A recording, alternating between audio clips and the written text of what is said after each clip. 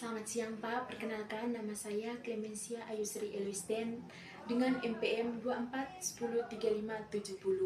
Saya dari kelas 2024M dengan program studi pendidikan guru sekolah dasar Universitas Katolik Indonesia Santo Paulus Ruten.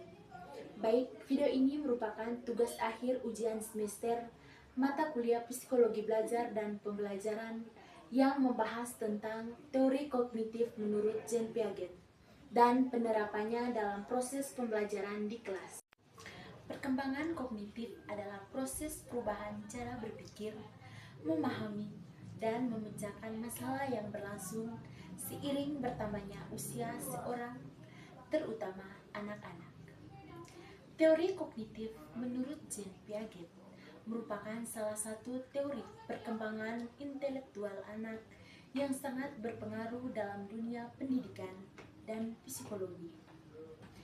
Piaget meyakini bahwa anak-anak bukan hanya miniatur orang-orang dewasa, tetapi mereka memiliki cara berpikir yang berbeda dan berkembang seiring usia melalui tahap-tahap tertentu.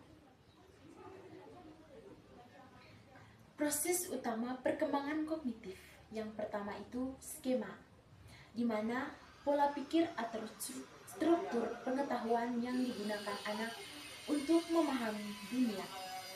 Yang kedua itu asimilasi, di mana proses memasukkan informasi baru ke dalam skema yang sudah ada. Yang ketiga, akomodasi, proses menyesuaikan skema yang ada agar sesuai dengan informasi baru. Yang keempat itu ekuilibrasi, di mana proses menyeimbangkan antara asimilasi dan akomodasi untuk mencapai pemahaman yang stabil. Jean Piaget adalah tokoh penting dalam psikologi belajar dengan teori perkembangan kognitifnya. Menurut Jean Piaget, anak-anak berkembang melalui 4 tahap kognitif, yaitu sensorimotorik, pra-operasional, operasional konkret, dan operasional formal. Sebagai calon guru SD, tahap yang paling relevan adalah operasional konkret, karena siswa SD rata-rata berada dalam tahap ini. Pada tahap ini, anak-anak mulai bisa berpikir logis tentang hal-hal konkret, namun belum bisa berpikir abstrak. Rencana strategis sebagai guru. Dalam peranan saya sebagai calon guru SD, saya akan menggunakan media konkret seperti benda nyata, gambar, atau alat peragam untuk membantu pemahaman siswa. Melibatkan siswa dalam diskusi dan percobaan sederhana untuk mengembangkan logika mereka. Memberikan tugas yang mendorong eksplorasi dan penalaran, seperti membandingkan, mengelompokkan, atau mengurutkan benda. Memberikan ruangan bagi siswa untuk beraktif bertanya dan mencari tahu sesuai prinsip discovery learning. Contoh konkret penerapan di kelas.